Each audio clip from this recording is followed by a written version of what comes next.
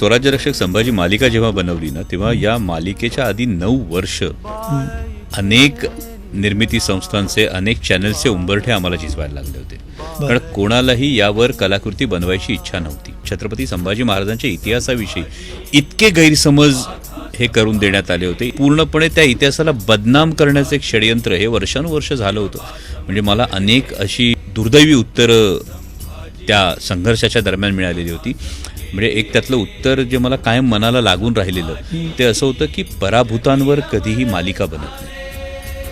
आणि हे एका वाहिनीच्या प्रमुखानं मला खासगीत दिलेलं उत्तर होतं आणि त्यावर माझं प्रत्युत्तर हेच होतं की तुम्ही ती प्रेरणा लक्षात घेत नाही आहात की छत्रपती संभाजी महाराजांच्या बलिदानाची जी प्रेरणा आहे ही प्रेरणा जगातल्या इतिहासात याची तुलना होत नाही की राजा स्वतः आघाडीवर नसताना त्या बलिदानानंतर तब्बल 18 वर्ष सर्वसामान्य रयत लढली.